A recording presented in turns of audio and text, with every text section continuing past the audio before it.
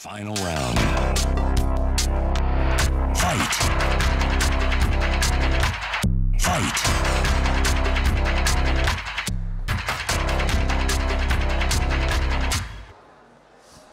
Rebonjour.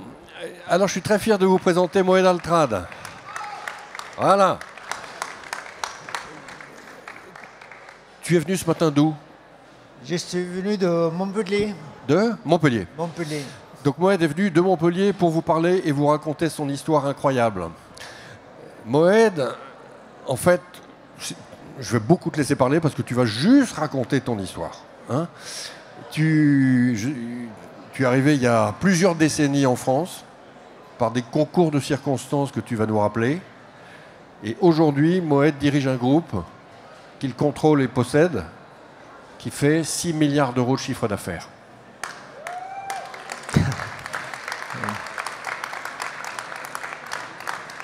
Donc quand je vous disais ce matin que c'est possible, il en est l'incarnation. Et d'ailleurs, il a reçu le grand prix du meilleur entrepreneur du monde. Du monde. Par Ernst & Young. Et c'était il y a 4 ans. Hein. Ouais. Il y a 4 ans. Vous vous rendez compte? C'est la France. Donc c'était quand et par quoi tu as commencé? Quelle a été ta première décision quand tu es arrivé vers l'âge de 17, 18, 20 ans et que tu t'es dit je vais y aller? Ben écoute, c'est pas ma décision. En Syrie, c'est un pays qui a été toujours ce qu'il est aujourd'hui, donc une dictature sur le plan la Syrie, politique. Il vient de Syrie. La Syrie. Mais je suis syrien, mais en fait bédouin. Et ça a beaucoup d'importance parce que le bédouin en Syrie, c'est, comment on dit, c'est l'arabe de l'arabe en quelque sorte. Et donc je suis l'arabe de l'arabe qui a eu un passeport français par la suite, mais je n'ai pas oublié ce que j'avais été, c'est-à-dire bédouin, mais français aujourd'hui. Donc la Syrie, son histoire avec la France, elle est courte. Après la Seconde Guerre mondiale, le général de Gaulle a envoyé 1000 gendarmes en Syrie pour mettre en place un système administratif, pour faire des états civils, pour instaurer un minimum d'ordre, etc., etc. Et donc, en Syrie, on a 12 départements. Et la notion de département, comme en France. Donc il y en a 12. C'est un petit pays comparé à la France.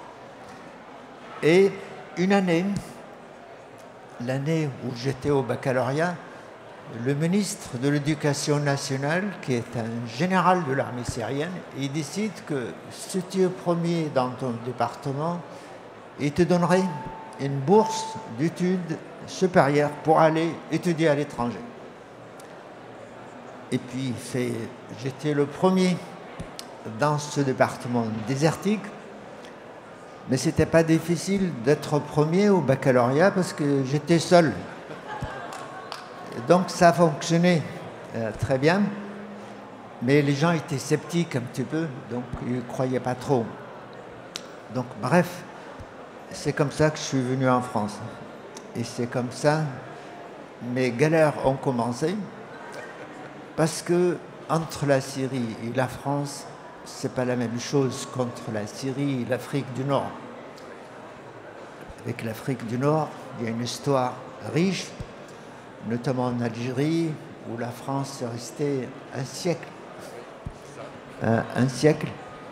Oui, on m'a dit de coller ça ici, mais je sais pas. Donc, voilà. Donc, beaucoup de difficultés pour apprendre le français. Beaucoup de difficultés pour s'acclimatiser à la culture, à la nourriture, à un tas de choses. Et en fait, c'est ça ma condition de départ. J'étais tellement dégoûté par un sentiment aussi de racisme. Je ne dis pas que la France est raciste, au contraire, mais il y a des racistes en France. Voilà, comme par ailleurs, partout. Donc, ce sentiment m'a rebuté. Je voulais repartir dans mon désert dans mon pays. Mais hélas, je ne pouvais pas le faire parce que j'avais qu'un seul billet aller en France, mais pas de billet retour. Et c'est pour ça que je suis avec vous aujourd'hui. Et en fait, la réalité, c'est comme ça. Après, les choses se sont arrangées. J'ai commencé à apprendre un peu de français. J'ai commencé à aller à la faculté. Au départ, je ne comprenais pas grand-chose. Parce qu'en parallèle, à Montpellier, c'est une ville spécialisée, entre autres, pour l'apprentissage, pour apprendre aux étrangers la langue française. Et donc, vous avez des petites salles, des élèves, ils ont des casques, et ils répètent les phrases que le professeur qui est assis, qui leur dit de répéter, et il corrige un petit peu. Est-ce que vous voulez que je vous dise quelle est la première phrase que j'ai apprise? Eh bien, c'est un repas sans fromage n'est pas un repas français. Voilà. Donc, j'ai fait court pour aller sur le plan professionnel actuel. Donc, un premier cycle à la faculté de sciences de Montpellier. Après, je suis venu à Paris, toujours à la faculté des sciences. Ensuite, Dauphine. Et ensuite, j'ai fait une thèse de doctorat en informatique. Et j'étais un des premiers créateurs d'ordinateurs portables en France. Je n'étais pas le seul, mais il y en avait. Partant de là, je suis parti au Moyen-Orient pendant 4 ans. Et là où j'ai créé, j'étais parmi d'autres, qui avons créé ce qu'on appelle l'ADNOC, Abu Dhabi National Oil Company. C'est une des plus grandes sociétés au monde de production de pétrole et de gaz. Tu as travaillé chez lui? J'étais un des premiers créateurs pendant 4 ans. Donc au bout de 4 ans, je suis rentré en France, je ne savais pas ce que j'allais faire. Et c'est là où une opportunité est présentée en France qui est un saut dans l'inconnu. J'étais en vacances dans le sud de la France, dans le village de ma femme, entre Béziers et Montpellier. Le village s'appelle Florensac. Pour ceux qui connaissent le sud de la France, c'est le Cap d'Agde vers là-bas. Et un jour, il y a un voisin qui vient me voir, mais il dit « Tu ne veux pas prendre une société en échafaudage en faillite ?» C'était la première fois où j'entends le mot échafaudage. Je ne savais pas ce que c'est. Alors il m'explique, il me dit « Écoute, c'est ça, c'est des tubes que tu déboîtes, tu emboîtes, et puis ça permet de faire monter les gens en hauteur pour faire des travaux. » T'as quel âge quand tu reprends la société d'échafaudage? Je ne devrais pas poser cette question parce que je ne connais pas mon âge. Alors, donc dans le désert, je ne suis pas jeune, je dis à l'Assemblée, je ne suis pas jeune. Je ne cherche pas à me faire vieillir. Bon, allez, à 2 ans près. Mais je ne sais pas à 2 ans près. À 15 ans près, je peux te dire, je ne sais pas. Mais importe, mais voilà, mais j'étais là. Non, mais plutôt 20 ans ou plutôt 30 ans? C'est plutôt entre les deux. Voilà. C'est plutôt entre les deux. D'accord, ok. Et finalement, j'ai été voir cette boîte d'échafaudage. Et ça m'a passionné. Mais je ne connaissais rien à la finance, ni à la comptabilité, ni au marketing, ni aux règles de commerce.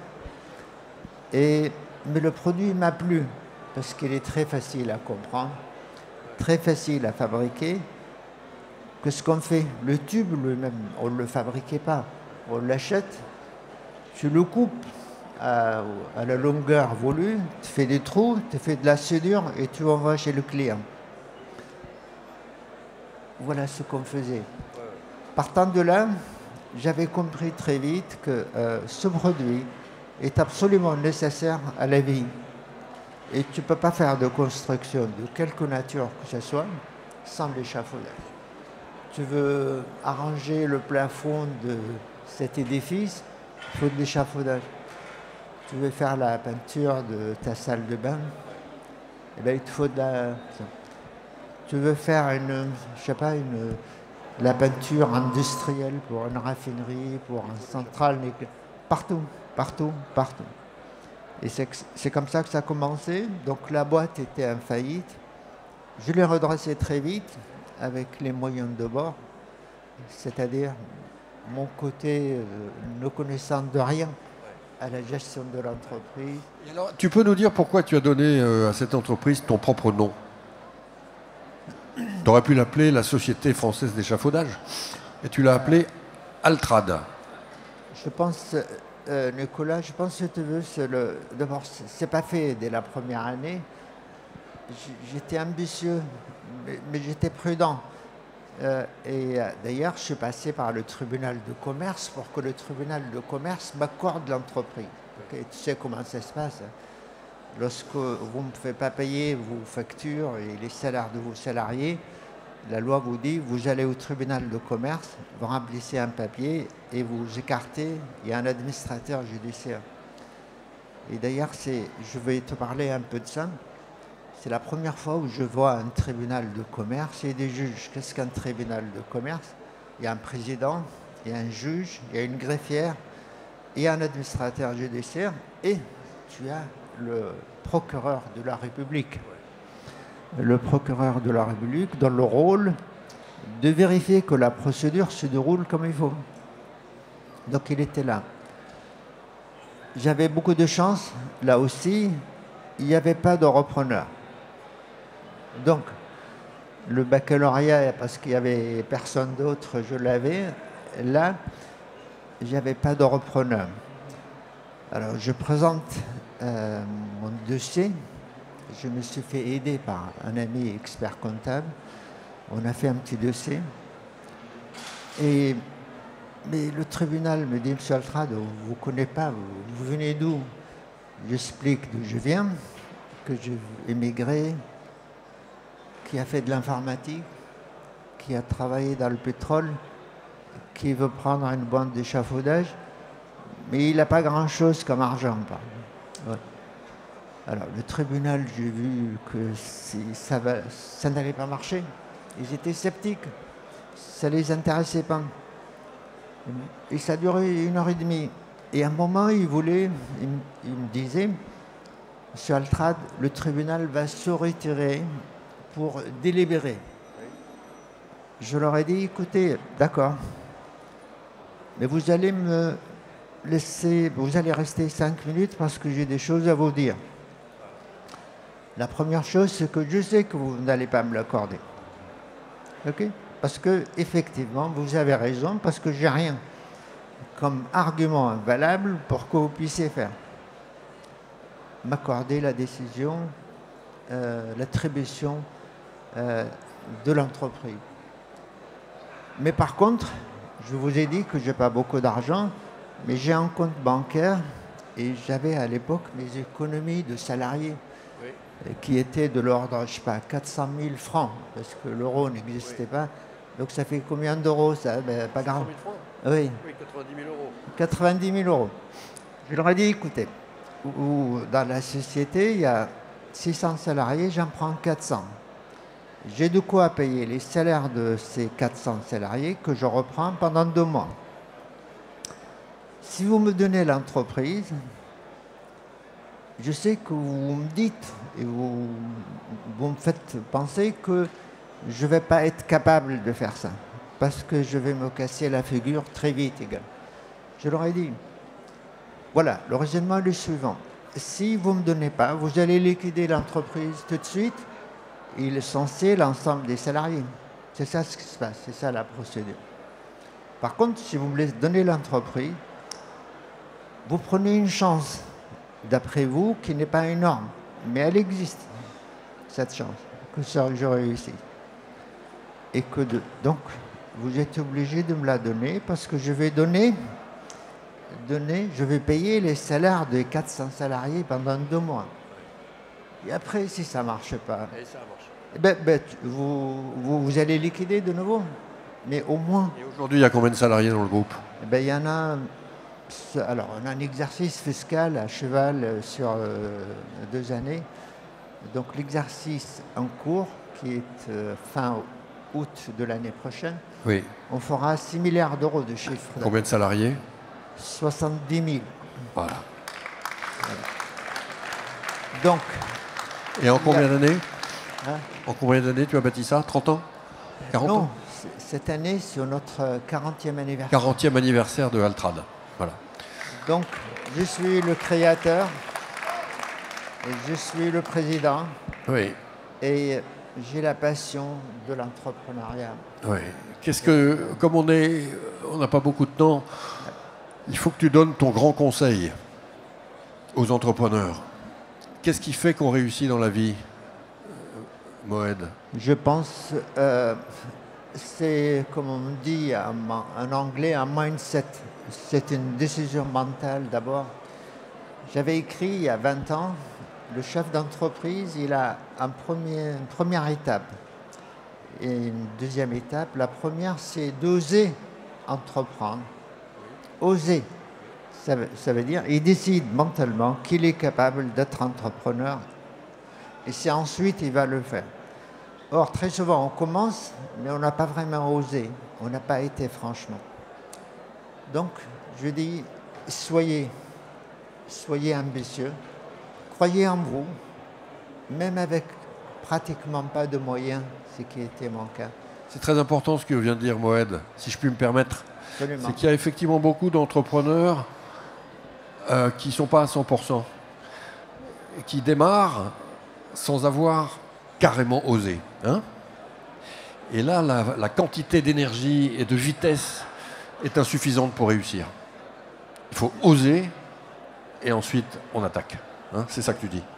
Oui, puisque Juliette faut brûler ses est vaisseaux. pressée, je vais vous parler des débuts également, qui vous donnera un éclairage que vous pouvez vraiment partir de très très très bas, aussi bien sur le plan affectif que matériel. Ok. Ben voilà, elle t'a donné le meilleur micro. On parlera tous les deux là. Ouais. Donc le départ dans la vie était difficile. Tribu, c'est là où je suis né, qui se balade dans ce large désert de Sinaï, Jordanie, Palestine, l'Irak, l'Arabie Saoudite, la Syrie. Tu parles de Bédouin là. Du Bédouin. Et il y a une partie de la Turquie, notamment le sud de la Turquie. Je suis né là-dedans. D'où il n'y a pas de date de Je vous naissance. conseille de lire le premier roman de Moed, extraordinaire, aux éditions Actes Sud, où il raconte son histoire d'enfant bédouin du désert, avec sa maman et son papa qui était parti. Je vais rafraîchir ta mémoire sur cette partie-là. Donc mon père, donc le chef de la tribu, sachant que le chef de la tribu, selon la tradition ancestrale, le premier couple de bédouins, c'est Adam et Ève. Okay. Et depuis, c'est ancestral, c'est comme ça. Le chef de la tribu a tous les droits. Il a le code pénal, le code civil, le code de commerce et je ne sais pas quoi. Donc il était marié, il avait 3 enfants. Et un jour, il rencontre une jeune fille de 12-13 ans. Elle aussi, on ne connaît pas sa date de naissance. Il la viole. Et c'est comme ça que mon frère est né. Et mon frère aîné, il a choisi de le garder, sachant que la mère est restée chez sa mère. Il l'a tué par maltraitance. Voilà ce qu'il a fait. Un an après, il a recommencé. Or que je vienne au monde, et j'avais beaucoup de chance, il ne voulait pas de moi, donc c'est pour ça que je suis là. La mère, jeune, violée 2 fois. Son fils aîné est mort. Mais qu'est-ce qui lui reste? C'est de mourir. Et elle est morte. Et je me trouve tout seul. Et la suite, je viens de vous la raconter parce qu'on n'a pas assez de temps. Mais vous pouvez lire le livre. Le livre s'appelle Badawi. Hein. Voilà, et Moed, qui vient donc de très très loin, y compris des plus grandes souffrances, non seulement c'est un entrepreneur unique, fierté pour la France, mais c'est un grand auteur. Donc tu sors ton prochain roman en février. J'en ai écrit 4. 4 romans. Ouais. Le premier, c'est Badawi, signifie bédouin, c'est-à-dire un peu le récit, à peu près ce que je vous dis là. Le second, ça s'appelle l'hypothèse de Dieu. Dieu existe, et l'idée de voir... Parce que je vais prendre un peu de temps, on va en profiter parce qu'elle est partie là. Moi, je suis musulman, croyant. Ah ben, trop tard. Mais je ne suis pas pratiquant. Mais je suis arrivé avec ce bagage de conviction qui s'appelle le Coran. Et dans le Coran, vous avez une image d'Allah. Il vous dit, Allah est unique. Allah, il t'a créé. Il a tout décidé pour toi. Il sait quel est le sexe que tu vas avoir. Toutes les choses qui se sont passées dans ta vie. Il connaît la date de ta mort. Maktoub, c'est le Maktoub. Il est très fort.